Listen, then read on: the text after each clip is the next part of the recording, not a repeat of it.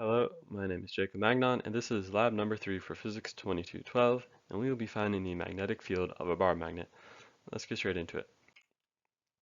The purpose of this lab is to experimentally determine the magnetic field of a bar magnet.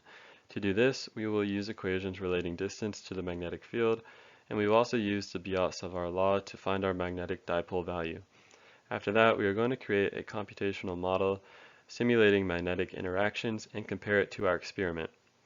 Looking ahead, we are going to see that as the magnet gets further away, the magnetic field decreases.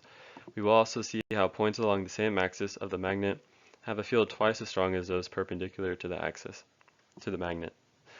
Finally, here at the bottom are some of the results I got from the experimental portion of this lab. In this lab, we are going to use these equations shown here, the first being a relation between distance and magnetic field, and the second one shown here is just the natural log of the first one. Finally, the Biot-Savart law has two useful equations, and the first one will help us determine mu from our experiments, and the second one is going to be helpful to find the magnetic field in our computational models. These are the materials I needed for the experiment. To start, I set up my phone taped to a ruler so that the x component of the magnetic field was as low as I could get it, and located the placement of the phone's magnetometer.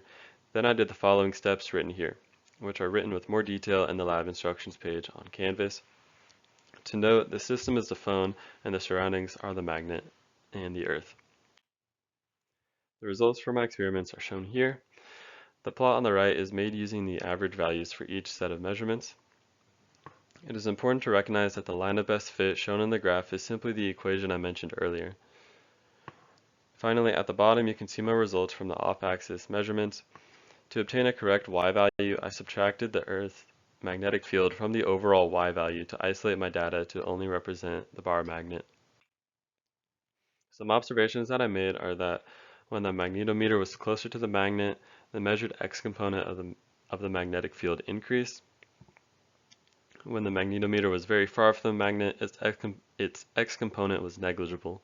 For my results on the last slide, these are my values of n and k. To find mu, I set the equation relating distance and magnetic field equal to the on-axis equation for magnetic field and found that my mu was about 4.41. Moving on to the GlowScript code, on the left I have my calculated value of mu and the function for the magnetic dipole, or just the magnetic field shown here using that equation I mentioned earlier. And on the right, I have these 6 observation points that we are going to use in this lab. Next, for each observation point, I created an arrow representing the magnetic field using our function, and after each one, the magnetic field at that point is printed. On the right, for the off-axis calculation, I used the same value of d that I found in my experiments and created an observation point using that. Then the magnetic field was calculated here. Running this code gave the following outputs.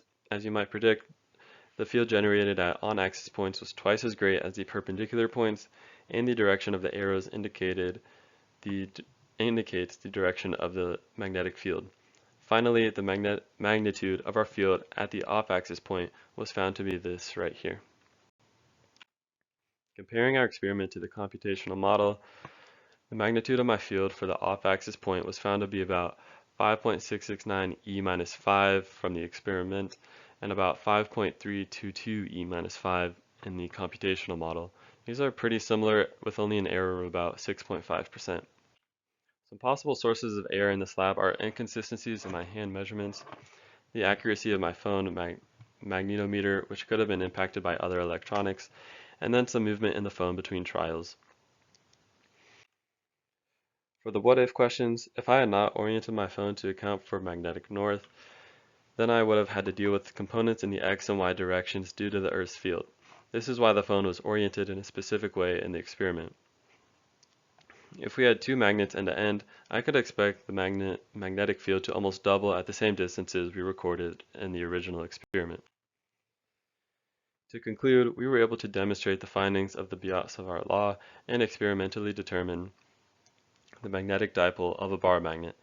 Then we created a computational model that calculated the magnetic field at several different points around the magnet. And we found that those results were pretty similar to the experimental ones.